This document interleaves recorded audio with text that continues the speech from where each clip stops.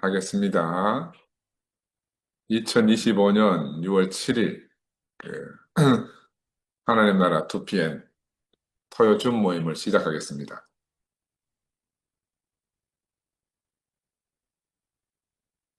그래서 오늘 제목이 마태복음에 쓰여진 배경이라는 제목을 가지고 제가 프린트물을 드렸는데, 우리 집사람이 그 프린트물이 너무 길고, 그동안 말씀이 너무 길다고 반틈을 자르고 알아가지고, 제가 중간에 이제 좀 잘라야 될 것 같아요. 그리고 그 프린트물을 다음 주에도 계속 써야 될 것 같습니다.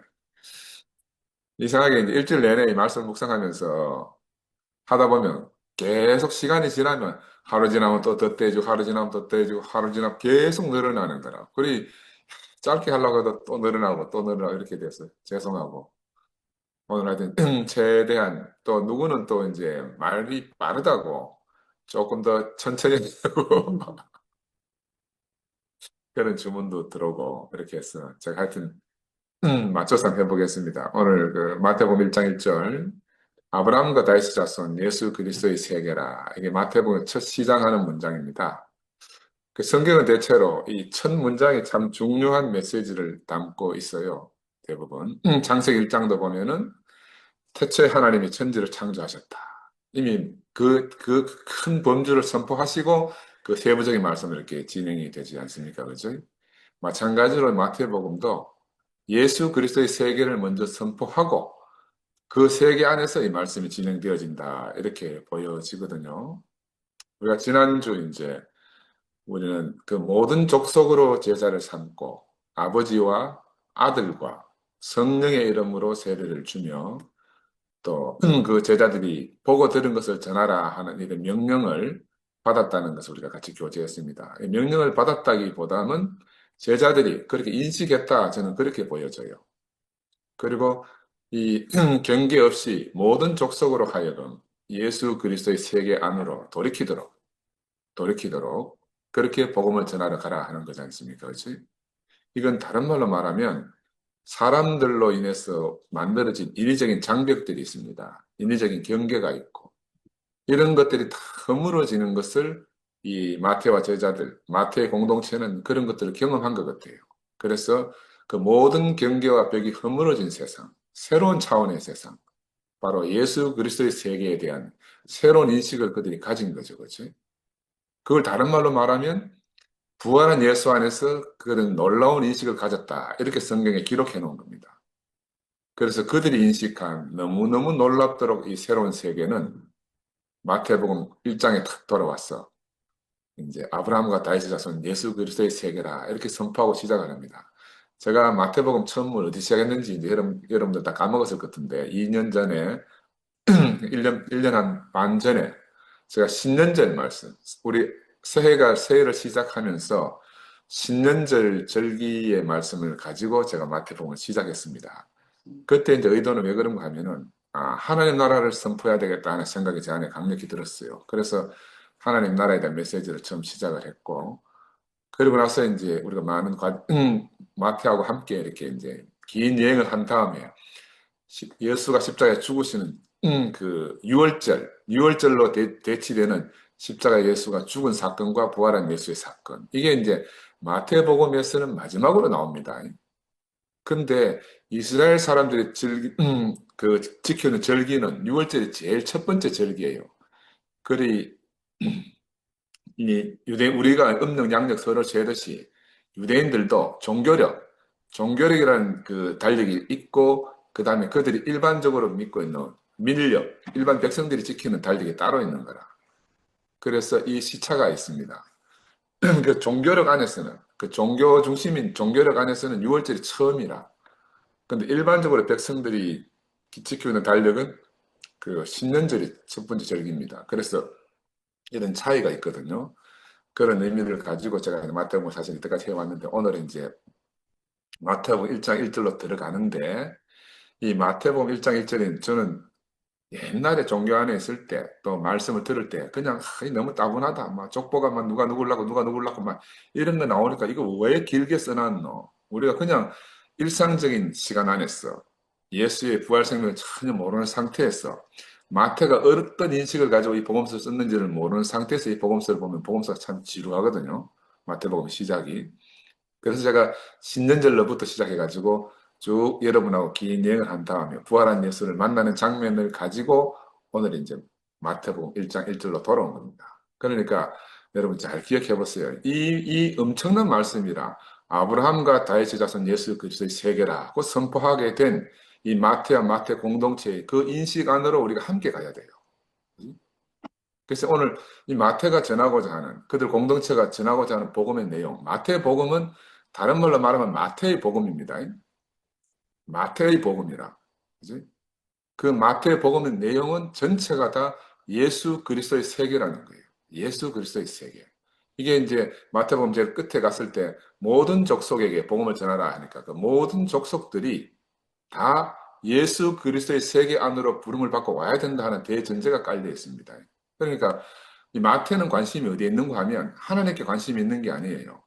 마태의 관심은 바로 예수에게로 전 관심이 옮겨졌습니다. 이걸 우리가 그냥 피상적으로 복음서를 보고 서신서를 보고 막 우리는 머릿속에 막 하나님 예수 막 이런 게 막 짬뽕이 돼 있는 거라. 저는 이제 마태복음을 하면서 의도가 뭔가 하면은 우리는 다른 복음서는 다 제쳐놓고 순수하게 마태와 마태 공동체가 예수를 만난 그 경험을 우리가 마태와 공동체 입장에서 한번 살펴보자 하는 게 제 의도입니다. 그 마태는 그들이 본 새로운 세상, 뭘 만나는가? 임마누엘이라는 새로운 세상을 만났어요. 하나님이 사람과 함께 하신다 하는 이 새로운 세상. 근데 하나님과 함께한 임마누엘이신 예수를 통해서 그들은 어떤 지경까지 가게 됐는가 하면 마지막에 가면은 마태복음 28장에 나오잖아요. 예수가 세상 끝날까지 너희와 함께 하겠다. 이런 말씀을 끝맺음을 하거든요. 그러니까 하나님이 함께 하시는 예수, 그들과 함께하는 예수. 여러분 이게 얼마나 이 미묘한 변화를 여러분 인지하지 못하면 안 돼요. 그들은 처음에는 하나님과 함께한 예수를 통해서 마지막에는 그들과 함께한 예수로 끝나는 겁니다. 그래서 예수로 끝난 이 사람들이 마태복음을 쓰기 시작했어요. 어떻게? 아브라함과 다윗의 자손 예수 그리스도의 세계라 하는 그 내용 안에는 하나님의 말씀이 없어요. 그 예수의 세계, 완전히 새로운 세계 안으로 우리 모두를 초청하고 있는 겁니다. 그래서 이것을 저하고 한번 같이 한번 여행을 해봤으면 좋겠습니다. 그러니까 뭐 다른 생각 다 비우고 마태와 그들 공동체가 인식한 예수를 우리가 한번 경험해 보자는 거죠. 그들은 이 세계, 아브라함과 다윗 자손 예수 그리스도 이 세계는 그들이 전에는 한 번도 경험해 보지 못한 그런 세계입니다. 그죠? 그걸 한 번도 경험해 보지 못했습니다. 그러니까 이 경험해 보지 못한 세계를 만났는데 그들의 심장이 얼마나 두근두근거리고 뛰겠습니까? 그래서 마태와 그들 공동체가 정말 우리에게 전해주려고 했던 그 예수가 그들 공동체와 그 마태에게는 도대체 어떤 의미로 다가왔는지, 그제? 그들이 오랜 세월에 걸쳐서 예수가 죽고 난 다음에 한 3, 4, 50년이 지났으니까 그 4, 50년이라는 시간이 흐르면서 그들 안에 많은 교제들이 있었을 것 같아요. 그리고 나서 최종적으로 마태복음을 쓰게 됐을 때는 어느 정도의 결론을 가지고 복음서를 썼다. 저는 그렇게 생각이 들거든요. 그래서 이런 내용들을 쭉 이제 준비하다 보니까 아마 이 페이지가 너무너무 길어졌습니다. 그래서 이제 그러면 여러분 머리가 터질 것 같고 특별히 우리 저 성령소가 머리 터지겠다고 제발 좀 짧게 하라고 얼마나 만날 때마다 하는지 그래서 제가 좀 잘라가지고 최소한 여러분 머리가 복잡지 않도록 한번 해보겠습니다. 그래서 그런 의미에서 이제 복음서를 기록했다 하는 거 기억하시고요. 그래서 마태는 저는 그렇게 고민해봐서 마태는 이 예수를 과연 신적인 인물로 예수를 보고 기록한 것인가? 아니면 철저히 자기가 똑같은 육신의 계보를 통해서 그들에게 온 바로 그 사람인데 그 사람이 참 사람이라는 사실을 복음서에 기록한 것인가? 우리는 이게 헷갈리면 안 되는 거라. 저는 그 헷갈리면 안 된다고 생각이 들어요. 지금 이런 문제가 있잖아요. 많은 세월이 흐르면서 수많은 문제를 야기했고 우리 교회도 이것 때문에 사실 이렇게 쇠조각 났습니다. 이 인식의 차이 때문에. 그를 어떻게 인식하느냐 하는 차이 때문에. 그래서 마태는 분명히 예수가 사람이라는 사실을 인식하고 아브라함 사람이잖아요. 다윗도 사람입니다. 그 후손으로 예수가 왔다. 예수의 세계를 선포했어요. 그러니까 마태와 그들 공동체는 분명히 사람으로서 오신 참사람 예수에 대해서 증거하고 있지만 그 복음서가 세월이 흐르면서 많은 사람들의 오역이 되고 잘못 이해되었기 때문에 예수는 신이 되어버린 겁니다. 그러면서 역사 안에서 신이다 사람이다 하는 수많은 논쟁들이 있고 시시비비가 우리보다 똑똑한 사람들이 수많은 시시비비를 거쳐서 지금 현재 우리에게까지 이렇게 도달하게 된 거예요. 그래서 우리는 사실 별거 아닌 사람들이지만 우리가 별거 아닌 사람들이잖아요. 그렇지만 나는 사실은 이 왜곡되고 오해되고 배일에 감추어졌던 이 복음서의 진실을 한번 켜보자. 저도 하여튼 그런 생각이 많이 들었습니다. 그래서 이 마태복음을 시작하기 전에 우리 다 함께 그런 생각을 가져야 돼요. 그동안 오해되고 왜곡되어졌던 이 참사람 예수를 찾아가기 위해서 우리가 그럼 어떻게 해야 되겠나? 먼저 어떤 배경 하에서 이 마태복음서가 쓰여졌겠나? 우리가 그 쓰여진 배경을 알면은 그 의도를 알게 되잖아요. 그 의도를 알게 되면은 우리가 지금 당면하고 있던 많은 문제들이 다 사라지고 풀어질 것이다 하는 게 제 생각입니다. 그래서 이제 예수는 도대체 하나님을 어떻게 인식했을까? 저는 코페르니쿠스가 지동설을 발견했듯이 지동설을 제일 처음 주장한 사람이 제가 목요 모임에도 말씀드렸지만 저 기원전 3, 4세기에 이미 그 예수보다 훨씬 더 전에 어떤 한 철학자가 나와서 그 이름을 말하니까 이름이 너무 길고 어렵다는 이야기했어요. 지동설 주장을 했어요. 근데 이 사람은 그 당시에 힘이 없는 사람이라.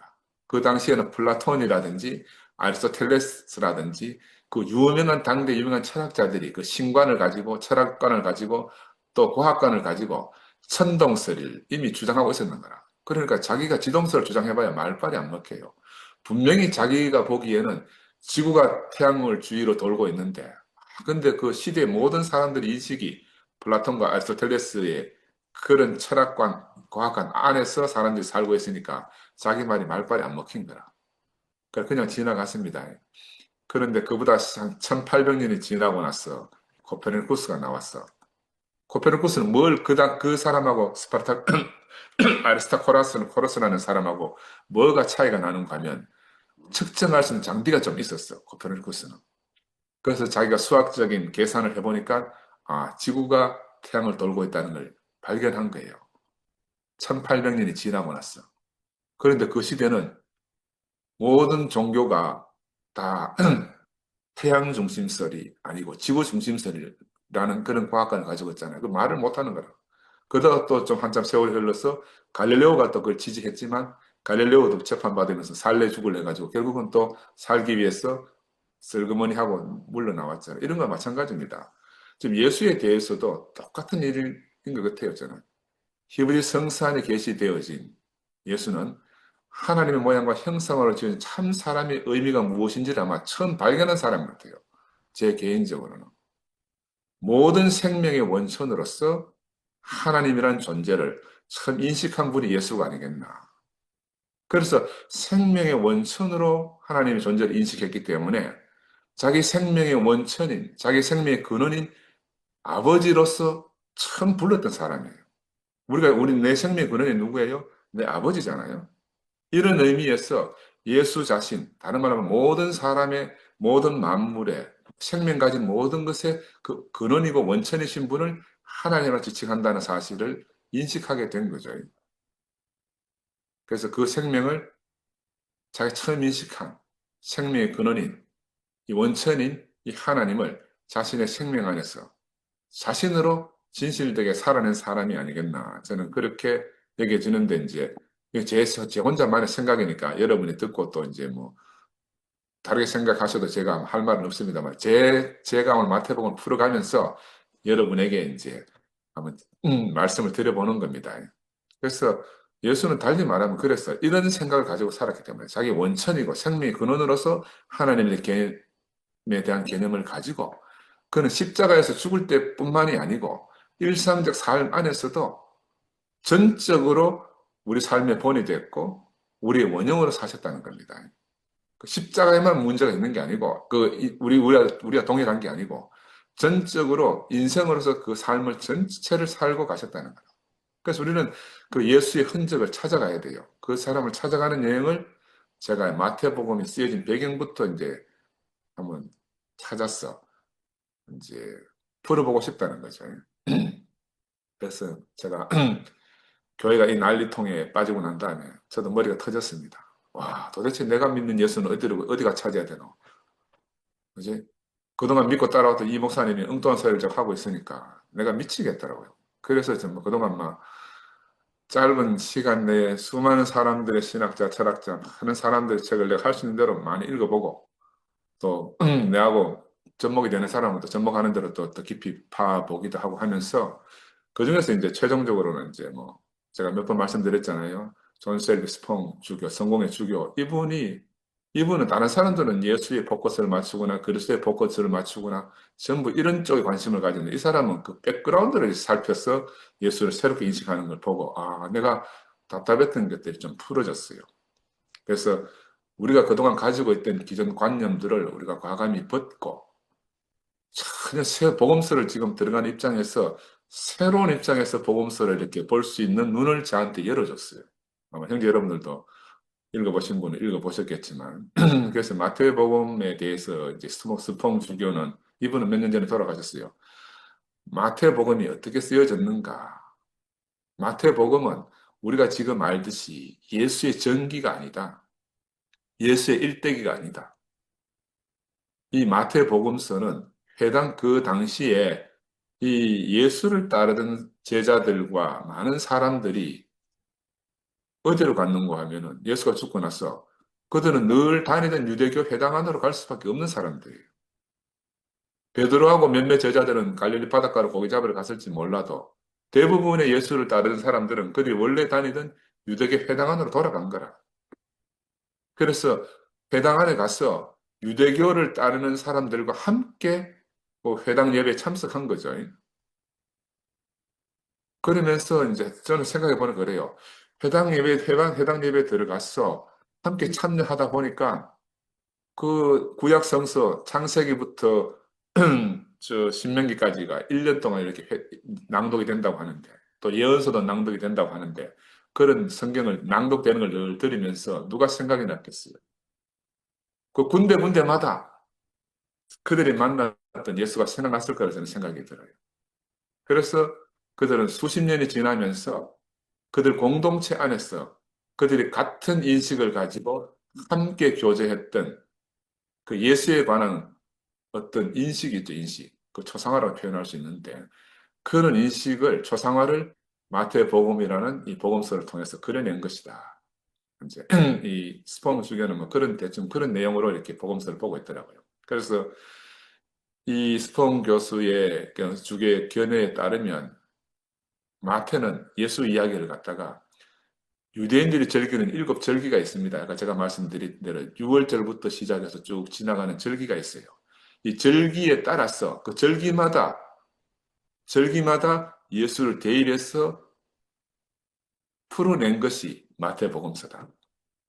그러니까 이런 예수와 유대인의 절기가 함께 오버랩되면서 복음서가 쓰여졌다는 것을 모르고 그저 순수하게 문자적으로만 이렇게 접근하게 되면은 이 복음서를 인식하는데 너무너무 큰 오류에 빠지고 착오가 생긴다는 걸 이 사람이 발견하고 이 사람은 자기 인생 전부를 걸어서 이 복음서를 깊이 연구했더라고요.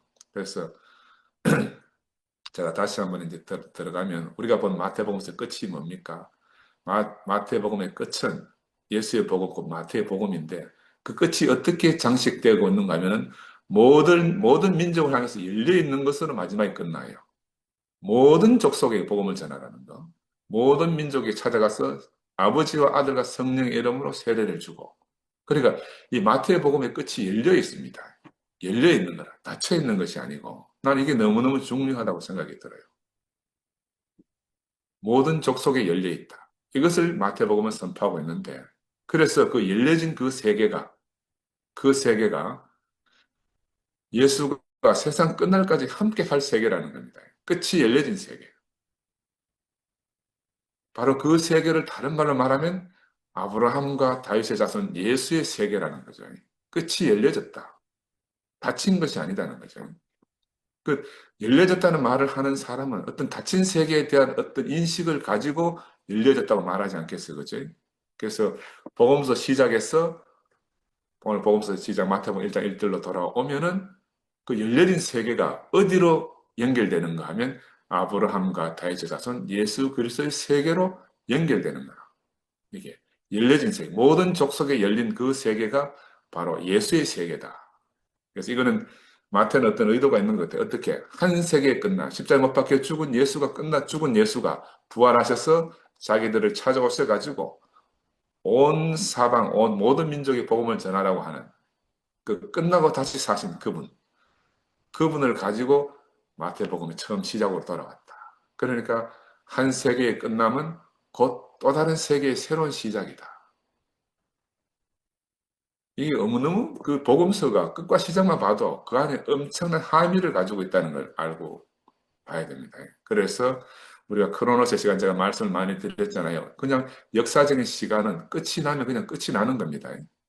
그 이상도 그 이하도 아무것도 아니거든요. 그러나 예수 안에서는 이 예수 카이로스 시간 안에서는 다른 시간의 삶이 펼쳐지는 겁니다. 분명히 크로노스 시간 안에서는 끝나고 닫혔는데 카이로스 시간 안에 예수의 시간 안에서는 다른 시간이 펼쳐진다는 겁니다. 카이로스의 시간의 삶, 임마누엘의 삶. 마태는 바로 이걸 발견한 것 같아요. 그래서 마태는 처음부터 끝까지 이 복음서를 바로 이런 의식을 가지고 쓰고 있다고 우리가 알아야 돼요. 그러니까 다른 세계가 있다. 다른 세계가 있다. 너희가 예수를 죽였지만 십자가에 못 박혀 죽였지만 죽었는데 산다는 세계가 다른 세계가 있다는 거라. 도대체 죽었다가 산다는 것이 무엇인가? 그것을 구체적으로 보여주기 위해서 우리와 함께 마태복음의 긴 여행을 하게 한 겁니다. 죽었다가 산 것이 무엇인가?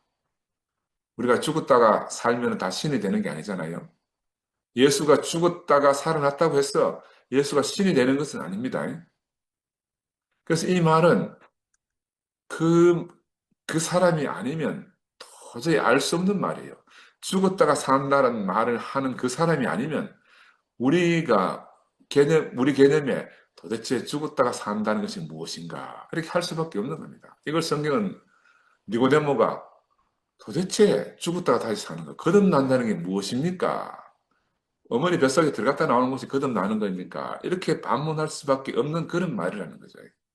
근데 마태는 바로 죽었다가 다시 산 세계, 예수 그리스도의 세계 안으로 우리를 다 마태복음 마지막에서 초대를 하고 있는 겁니다. 모든 족속들에게 향해서 그 예수 그리스도의 세계 안으로 초대하기 위해서 마지막을 마무리하고 지금 마태복음 1장으로 돌아오는 겁니다. 이게 끝나는 게 아니에요.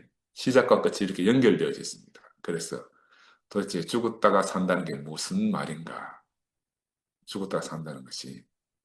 그래서 마태가 우리를 길게 여행시킨 목적은 처음으로 돌아가기 위해서입니다. 이렇게 마지막까지 길게 여행한 이 여행은 다시 처음으로, 마태복음의 끝은 다시 마태복음의 처음으로 돌아가기 위한 그런 목적으로 쓰여졌다. 그런데 다시 돌아온 처음은요, 우리가 처음 시작할 때 그 처음과는 감동이 아주 다르다.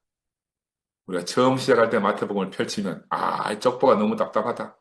무슨 이런 내용이 있노? 이렇게밖에 볼 수 없는 그 처음이지만, 마태와 긴 여행을 하고 나서 죽고 다시 사시문을 경험하고, 열려진 세계를, 열려진 세계가 선포되는 걸 경험하고 나면은, 이거는 너무너무 놀라운 세계가 펼쳐지는구나. 마태복음 1장 1절부터. 왜? 이것은 죽고 다시 시작하는 그 처음이기 때문입니다. 아브라함과 다윗 자손 예수 그리스도의 세계라고 말하는 이 세계는 크로노스 세계 안에 있는 말로 이해하면 절대로 알 수가 없어요. 죽고 다시 시작하는 그 처음이다.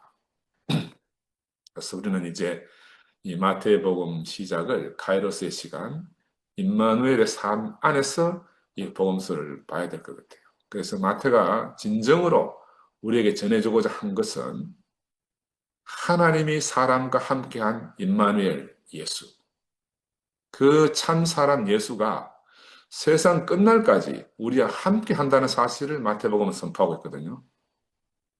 그러니까 세상 끝날까지 우리와 함께 한다는 말은 우리와 한 생명이고 우리와 하나라는 것을 선포하는 거잖아요.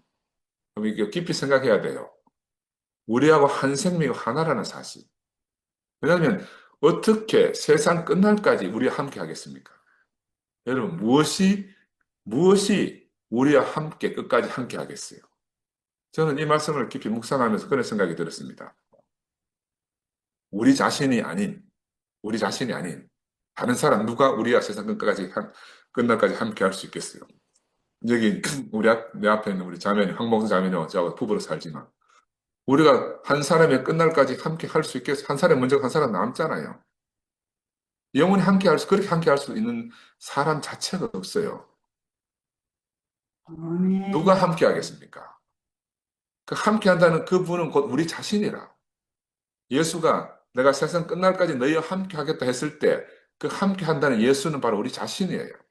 우리 자신이기 때문에 우리가 끝날 때까지 우리가 끝나면 우리 세상이 끝나는 거잖아요. 우리가 항상 함께 한다. 나는 이 말이 너무너무 함축된 의미로 저한테 이렇게 다가왔습니다. 우리와 영원히 함께 한다는 말은 세상 끝날까지 함께 한다는 말은 이 말은 너무너무 진실된 말이거든요. 예수는 한 번도 그와 우리를 분리되어서 생각하고 말씀하신 적이 없어요. 그는 전적으로 우리로서 우리에게 말하는 거라. 그래서 예수의 말은 우리에게 와서 우리에게 이루어지는 말씀이에요. 또 우리는 지금 그 말씀을 이루면서 살게 됐습니다. 예수로 살게 된 거죠. 예수의 생명으로 살게 된 겁니다. 그냥 세상 끝날까지 내가 너희와 함께 하겠다는 이 말에 너무 이걸 그냥 객관적으로 들으면요. 그냥 흘러가 버릴 수밖에 없는 말인데 그 다른 세계 안에서, 다른 시각 안에서, 다른 마음 안에서 보면요. 너무너무 엄청난 말입니다. 예수와 내가 분리될 수 없는 그 말씀이에요. 예수님 말씀은 말씀하신 대로 이루어지는 말씀이죠. 그러니까 제가 옛날에 말씀드렸지만 말씀하시는 대로 이루어지는 말씀은 곧 하나님 말씀이에요. 하나님 말씀은 말씀 자체가 곧 이루어지는 사건이라고 제가 말씀드렸었죠. 이루어지지 않는 말씀은 다 속이는 자의 말이다. 속이는 자의 말이다. 예수의 말씀은 우리에게 오면 다 이루어지는 말씀이에요. 그래서 하나님은 태초부터 지금까지 사람과 하나 되었어.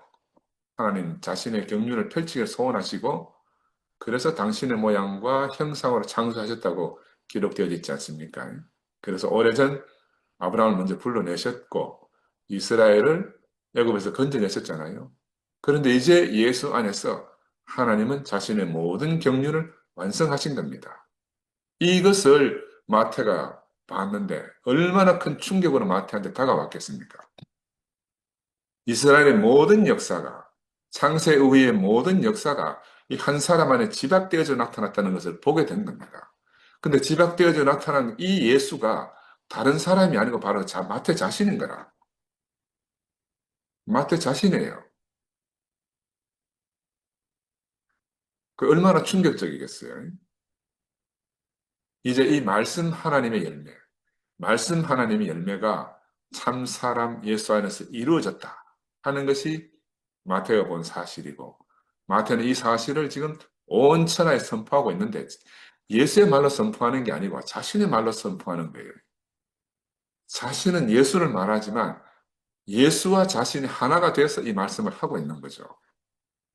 그래서 창세기에 나오는 그 에덴이 이제 예수 그리스도의 세계가 돼서 우리에게 다가온 겁니다. 창세기에 나오는 그 에덴, 잃어버린 에덴이 예수 그리스도 안에서 회복되어져서 예수 그리스도의 세계가 돼서 우리에게 다가왔기 때문에 마태복음 1장 1절 시작은 아브라함과 다윗의 자손 예수 그리스도의 세계라. 다른 성경에 보면 그렇게 말들이 있잖아요. 이제 나를 찾지 마, 내 말을 듣지 말고 예수의 말을 들으라. 그런 말이 성경에 있잖아요. 그 무슨 말이겠어요? 예수 이후에 하나님이 다시 나타날 필요가 없단 말이에요. 예수 이후에 하나님이 다시 나타날 이유가 없는 겁니다. 하나님 사람이 우리한테 왔어요. 하나님 사람이.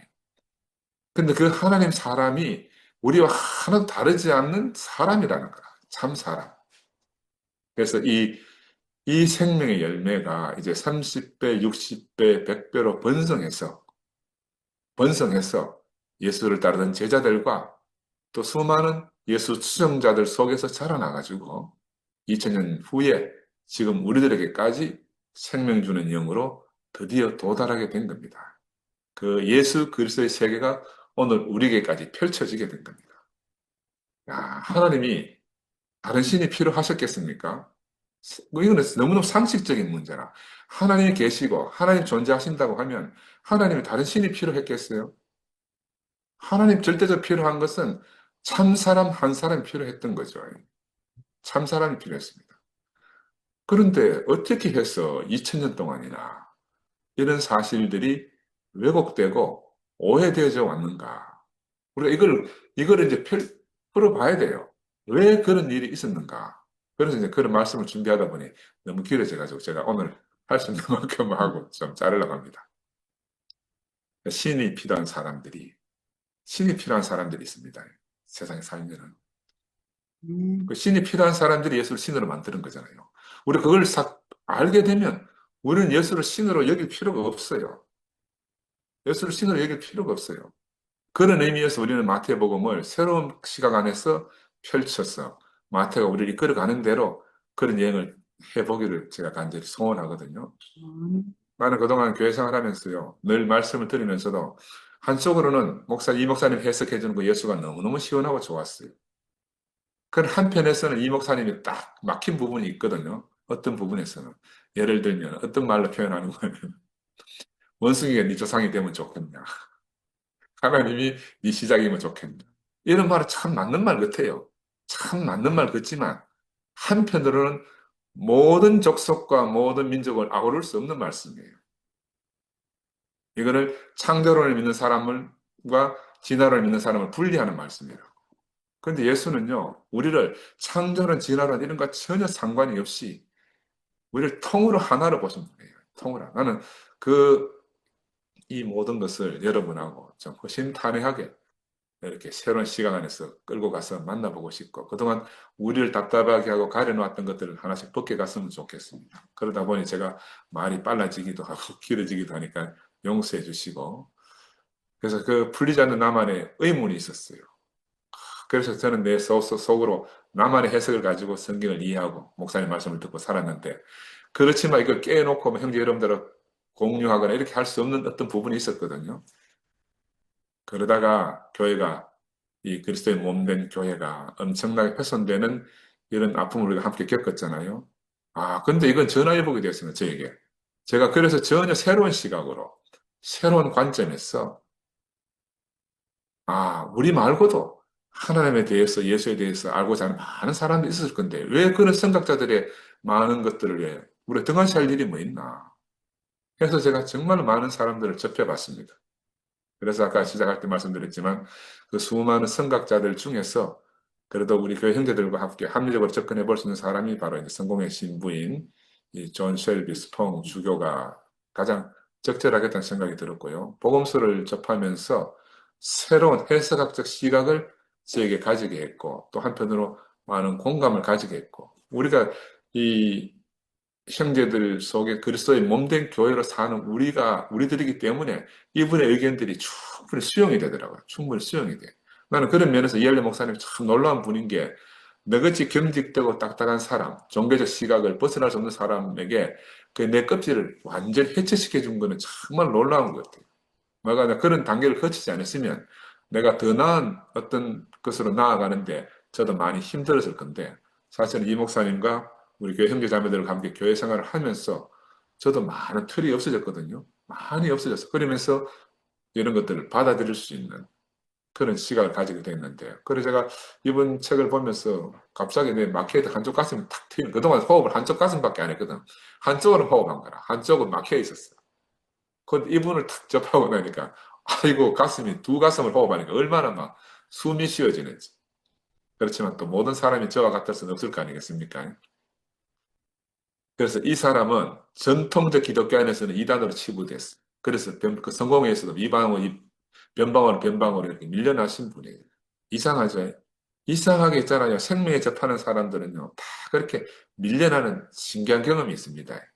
그 기득권 세력 때문에. 그런데 우리는 이미 형제들과 함께 그리스도의 생명 안에서 우리가 새로운 인식을 가지고 예수에 대해서 새로운 해석을 가지고 살아왔잖아요. 그리고 저는 받아들이는데 전혀 문제가 없더라고요. 그래서 오히려 역사적이고 신학적인 체계, 이런 체계를 교회 생활을 통해서 새롭게 정립할 수 있겠구나. 우리 뿌리가 이렇게 정립해 봐야 되겠다 하는 생각이 참 들었습니다. 그래서 내가 이제 새롭게 인식하게 된 이 복음서를 여러분과 함께 나누기를 바라면서 여러분은 또 여러분 나름대로 저는 제대로 이렇게 인식해 가는 거지만 여러분 나름대로 또 자신의 이해를 가지고 그렇게 성경을 접해야 된다. 그래서 요한에 의해 가지고 말씀이 육신이 된 사람, 성육신의 복음이 요한 복음이 주 100년에서 110년에 쓰여졌다고 하지 않습니까? 근데 그렇게 쓰여지기 전에 이미 마태는 80년대 경에, 80년 경에 자기 언어 안에서 임마누엘로 예수를 선포한 겁니다. 자신 하나님이 사람과 함께한 사람, 이게 바로 성육신이잖아요. 그러니까 우리는 성육신 하면 요한 이렇게 생각하지만 사실은 마태는 이미 그 전에 그런 의미를 이미 캐치한 사람이에요. 그러니까 이 성경이라는 것은요, 그날 어느 한날 한시에 하나님이 막 감동 감화를 제가 쫙 썼다 이렇게 생각하면 정말 오산인 거라. 그래서 공동체 안에서 이 생명이 점점 자라고 자라나면 인식도 점점 더 성숙해 간다. 그러니까 지금 우리 안에 와서는 그 인식이 더욱 성숙해 갈 수 있다. 이거는 여러분이 꼭 깨달으셔야 됩니다. 그래서 우리가 이런 의미로 보면요. 복음서는 순수히 이 복음서 안에 있는 저자의 관점을 우리가 알아야 돼요. 그리고 마태복음을 볼 때 다른 복음서만 가지고 짬뽕하면 이게 이해가 완전히 떨어지게 됩니다. 복음서는 마태복음을 보려고 하면 마태 시각에서 처음부터 끝까지 따라가야 돼요. 왜냐하면 복음서는 그 쓰여진 배경이 있습니다. 마태는 80년대, 주 80년대 그 시대적 배경을 깔고 그 시대적 배경 안에서 자신들의 공동체가 처한 상황을 보면서 이 복음서를 기록한 거라.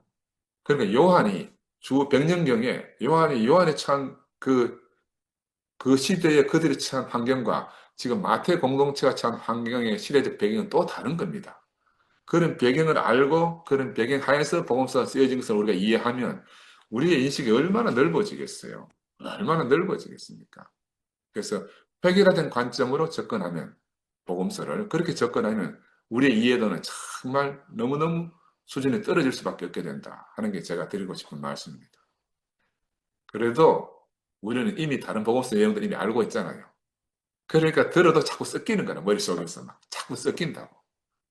그러다 보면은 순수히 그 저자의 원래 의도를 놓칠 수가 있다. 섞어 그리다 보면요. 원래 그려야 된 인물이 초상화가 안 나와. 다른 인물이 이상한 괴물처럼 그려질 수가 있다. 아시겠어요? 마태가 그리고자 하는 초상을 제대로 보려고 하면 마태의 의도대로 따라가야 된다.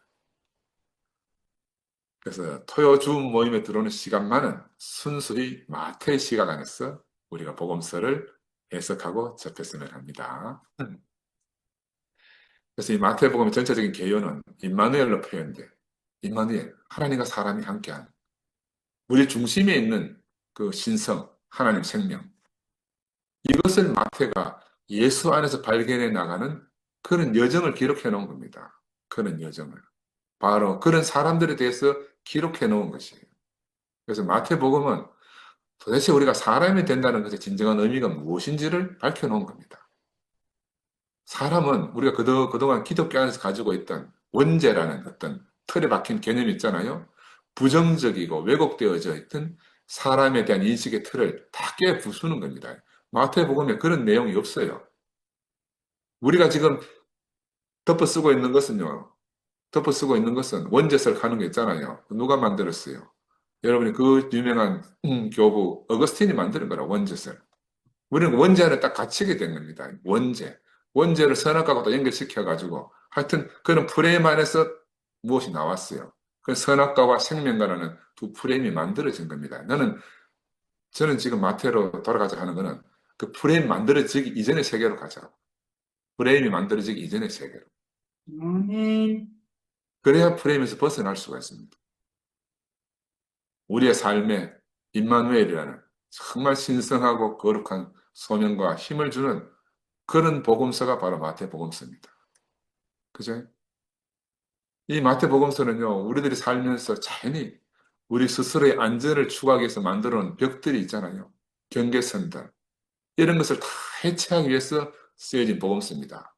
그죠? 저는 개인적으로 정말로 우리에게 절대적으로 필요한 복음서라는 생각이 들고요. 우리에게 절대적으로 필요한 양식이라고 생각이 듭니다. 다시 한번 살펴볼까요? 그들이 만들고 살았던 벽과 경계선들은요, 지금 우리가 대국기에서 짜갈려져 가지고 나누어진 이런 벽과 경계선하고는 차원이 다릅니다. 한번 생각해 보세요. 우리는 거기에 비하면 벽이다, 경계다 할 것도 없어요. 이 마태복음서, 인간이 만든 경계선들을 넘어가지고 하나님의 신성, 하나님의 생명이 무엇인지 그 의미를 깊이 찾아보기 위해서 4, 50년, 예수가 죽고 난 다음에 4, 50년의 세월을 그들의 공동체 안에서 수많은 과정이 안 있었겠습니까? 그런 것들을 다 경험하고 함축되고 농축되어진 그것을 갖다가 이 복음서라는 것을 쓰여진 겁니다. 그래서 이 마태복음은 경계선 없는 세상에 대해서, 경계 없는 세상에서 참 사람을 발견하는 것에 대한 그런 복음서다. 이게 전혀 새로운 인식이에요. 여러분 한 번도 들어보지 못한 내용을 제가 지금 말씀드리고 있습니다. 그걸 어디서 그들이 발견했는가? 그들이 매일 안식일마다, 매주마다, 매달마다, 매년마다 반복되어서 듣는 그 토라, 모세오경과 예언서들을 그들이 들으면서 예수와 대입해서 깨달아가고, 아, 이 예수는 도대체 어떤 의미로 우리에게 왔다 갔는가를 깨달아 가는 그 총체적인 이야기를 모아가지고 기록해 놓은 것이다. 그래서 마태 공동체는 자신들이 만나고 경험한 예수 이야기를 드라마처럼 써놓은 거죠. 전기로 써놓은 게 아니다는 거라. 그러니까 드라마처럼 쓰려고 하니까 예수 한 사람을 두고 히브리 성서, 구약 성서에서 나오는 많은 것들을 예수에게 다 대입해서 예수를 그런 해석 안에 두고 쓴 겁니다. 해석 안에. 히브리 성서의 해석 안에 예수를 두고 쓴 겁니다. 그리고 그 이야기를 우리에게 들려주고 있어요. 그 이야기를. 근데 이게 2000년 동안 지나오면서 거기에 엄청난 것이 덧대가지고 우리는 도저히 그 마태가 전하려고 하는 진실을 접근할 수 없는 그런 어떤 틀을 우리가 가지게 된 거죠. 그 저는 이제 그 틀을 다 깨고 진짜 핵심 안으로 한번 들어가 보자. 마태 복음의 이 드라마. 그 마태 복음의 마태 공동체가 우리에게 전해주고자 하는 핵심이 무엇이겠나? 그 핵심이 무엇이겠나? 이 예수 그리스도의 세계 안에서 사람들은 다 함께 살고 싶잖아요. 모든 사람들과 하나로 살고자 하는 것은 누구나 사람들 속에 있는 깊은 소망이죠. 어떤 그런 생명의 본질이 있잖아요. 근데 우리가 안 되잖아요. 왜 안 됩니까? 우리를 가로막고 있는 경계선들이 있거든요. 우리를 가로막고 있는 벽들이 있단 말입니다. 며느리와 시어머니 갈등이라든지. 그죠? 그 하여튼 이런 수많은 갈등들이 나는 그렇게 사고 싶지 않지만 어쩔 수 없이 만들어지는 그런 경계선들과 벽들이 있단 말입니다. 그들도 사람이니까 그들도 육신을 가지고 사는 사람이니까 살면서 얼마나 많은 것들을 경험했겠어요. 특별히 유대교하고 자기들 전통적으로 믿어왔던 그 유대교와 지금 예수를 알고 살아가는 자기 그리스도인들 그 사이의 그 벽을 지금 우리가 뭐 세부 사부 놓여낸 이런 우리 사이는 이런 벽과 비교가 되겠어요. 그런 벽들을 해체하려는 그런 갈망을 가지고 이 복음서가 쓰여졌다. 그래서 주 80년 그들이 처한 현실은요. 실제로 살펴보면 유대교 회당 안에서 우리처럼 한 지붕 두 가족으로 살았다니까요. 여러분. 한 지붕 두 가족으로 살았어요. 토라 복음이 낭독되어질 동안에 그들은 그 말씀을 들으면서 누구를 생각했어요? 예수를 묵상하는 거야. 그것들이 계속 그러면 예수가 그들 안에서 자꾸 살아나겠습니까? 그들은 어쩌면 그 지금 그 유대교하고 지금 예수를 따르던 자기들하고 그리스도인들하고 얼마나 하나 되고 싶은 갈망이 있었겠어요. 우리보다 적다고 하겠습니까? 마태는 유대교인 출신인데, 그지? 바로 그런 절대적인 소망을 가지고 이 마태복음에 쓰여지지 않았겠나. 저는 옛날에 한 번도 생각을 안 해봤는데 지금 우리 입장이 되어 우리가 지금 한 지붕 두 가족 삶을 살다 보니까 야, 이게 나보다 우리보다 먼저 한 지붕 두 가족을 살았네, 마태가. 그지? 한 지붕 두 가족을 살았는 거다.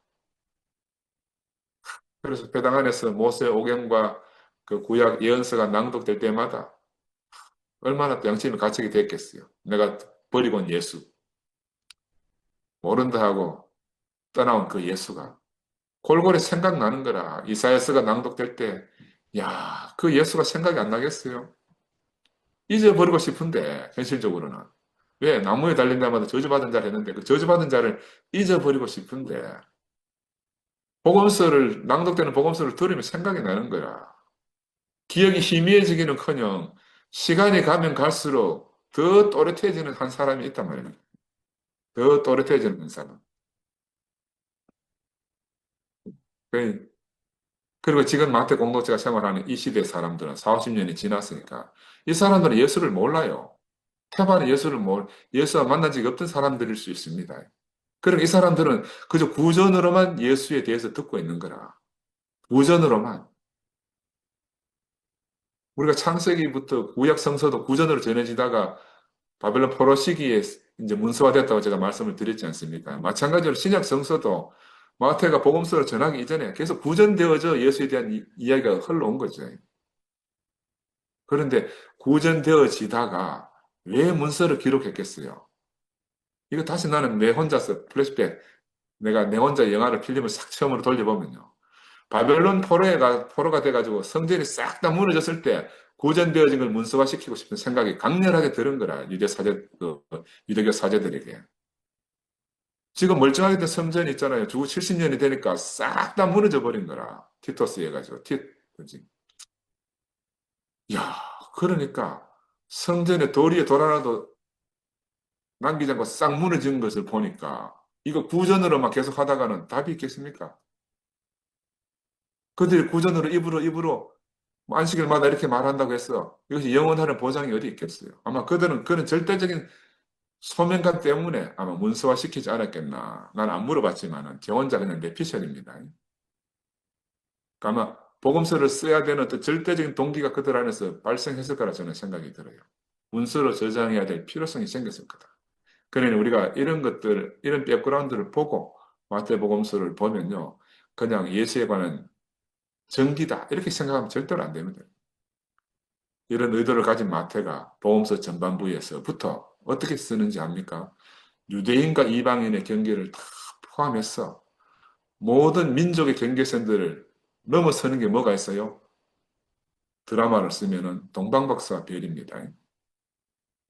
여러분, 우리 어릴 때 동방박사 이야기 저도 어릴 때 하도 많이 들었습니다. 그래, 크리스마스 때 카드 그림 그리면은 막 동방박사가 막 찾아오는 그림도 그리고 막 하늘에 별도 그리고 큰 별을 그렸잖아요. 그래, 그때는 어릴 때 복음을 들을 때는 그냥 이적이다. 야, 이런 일이 어떻게 별이 막 움직이고 인도하는 이런 일이 있노? 이거 이적으로밖에 못 들었어요. 그런데 새로운 시각 안에서 이 마태복음서를 새롭게 펼쳐보니까 마태는 유대인과 이방인 사이의 경계를 넘고 싶은 그 강렬한 욕망이 있는 사람이에요. 그러니까 마지막 마태복음 끝마칠 때 열린 복음으로 서로 끝마쳤지 않습니까? 이 별은 경계 없이 세상의 모든 사람들 향하여 비추는 그런 별인 거라. 경계 없는 세상인 하늘에서 만나볼 수 있는 그 상징적인 별이죠. 하나님의 생명. 이 부활 생명의 의미를 표현하기 위한 그 상징으로 그런 장치를, 드라마적 장치를 한 거죠. 우리가 이제 이런 걸 딱 보게 되면요. 성경이 보는 눈이 확 뒤집어집니다. 확 뒤집어져. 왜 이런 드라마적 장치를 해놨겠어요? 예수 생명의 본질적인 것이 무엇인가? 예수 생명의 본질은 경계가 없다. 경계가 없다.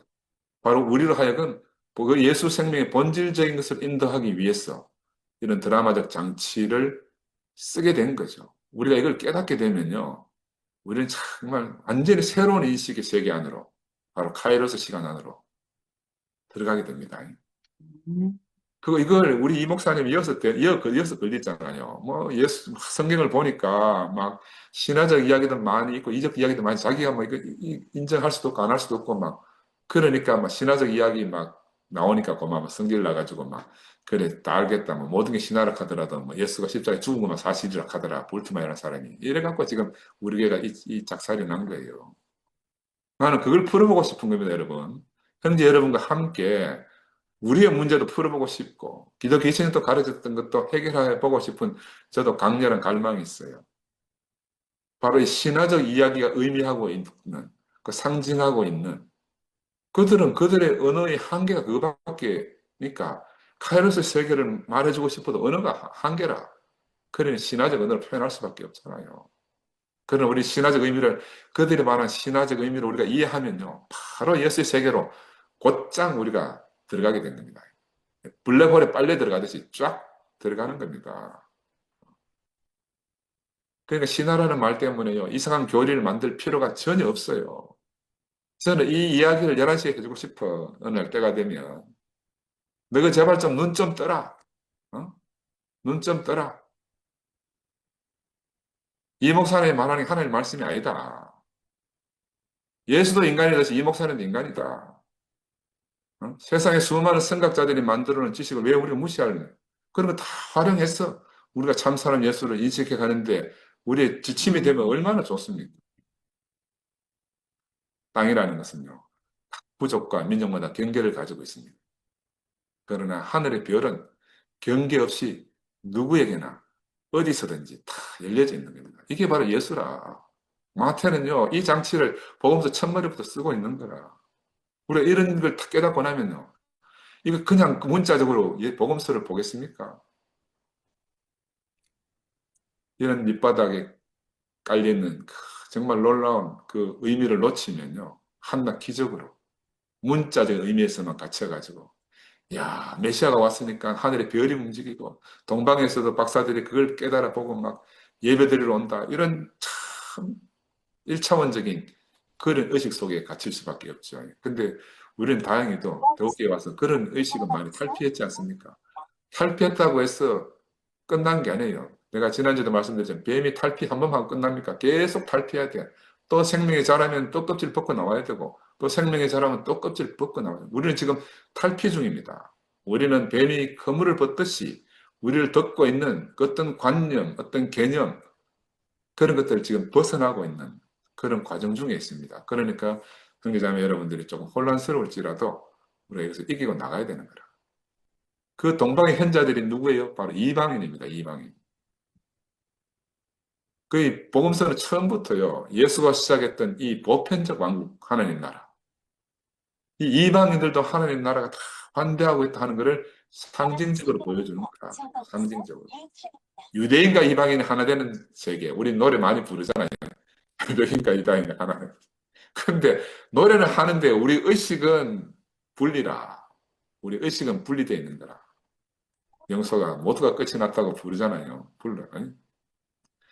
근데 노래는 불러도 우리 의식은 또 끝나지 않을 수 있는 거라. 그지? 그런데 마태는 바로 모든 이들과 함께하는 임마누엘, 이신 하나님을 하늘 동방박사와 별들을 통해서 상징적으로 우리에게 말해주고 있습니다. 그래서 이 마태는 예수가 어떤 분인가, 유대인들의 메시아 열망을 성취시켜주는 그 분이기도 뿐더러 그 분이기도 하지만 모든 인류를 하나님과의 연합 안으로 이끄는 바로 그 사명을 이루기 위해서 스스로 죽음의 길을 주저하지 않고 간 사람. 그래서 그 죽음을 통해서 인간 사이에 있는 모든 벽과 담을 다 허물고 마침내 유대교를 세상 속으로 활짝 개방했다는 사실을 선포하고 있는 겁니다. 마태는 유대교가 예수의 죽음으로 세상으로 열려졌다. 예수의 죽음으로 말미암아.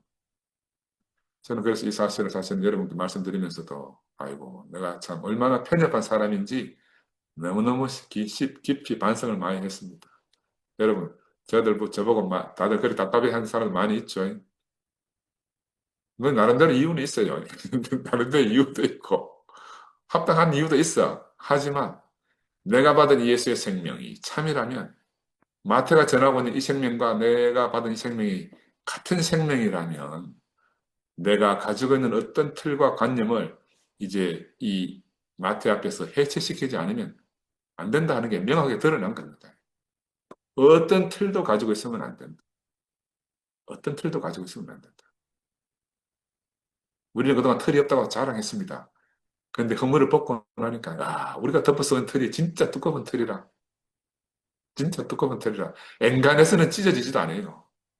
그, 그 성서 휘장이 그렇게 두껍다 하잖아요. 사람 손으로 못 찢는다. 그렇게 두꺼운 휘장도 예수의 십자가의 죽음으로 말미암아 휘장이 위에서부터 아래로 다 찢어졌다고 했습니다. 그러니까 더 이상 벽과 담이 없었다. 없어졌다. 그래서 이런 의미에서 우리는 이 부활 생명을 우리들만의 울타리 안에 가둘 것이 아니고 세상을 향해서 개방해야만 하는 그 중대한 임무를 마태를 통해서 우리가 위임받은 겁니다. 지금 마태 없잖아요. 우리가 지금 마태를 통해서 우리가 다 위임받은 거라. 마태의 심장을 위임받았고요. 예수의 심장을 우리가 위임받은 겁니다. 그래서 우리가 마태의 심장과 눈을 가지고 기독교의 전통적인 관점이 우리는 비유대인들이잖아요. 우리들은 우리 이방인들은 그러니까 유대인들이 볼 때는 관점 자체가 이단이라 우리의 관점 자체가 이단이라. 그리고 이방인의 이단적 관점을 벗어났어. 왜? 예수를 모르기 때문에 유대인의 어떤 전통과 이런 걸 모르기 때문에 문자적으로 해석할 수밖에 없는 우리를 보고 학자들은 이방인의 이단이다 그렇게 표현해요. 문자적 틀에서 우리가 벗어났어.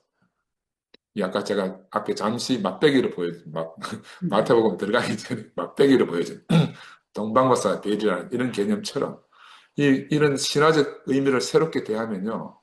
야, 너무너무 놀라운 세계를 아브라함과 다윗의 자손 예수 그리스도의 세계를 이 새 생명의 세계를 우리가 마주하게 됩니다. 그죠? 아이고 완전 자르고 한다 해도 벌써 1시간 다 지났네. 여기까지 하고 마치겠습니다. 감사합니다. 아이고 큰일 났네.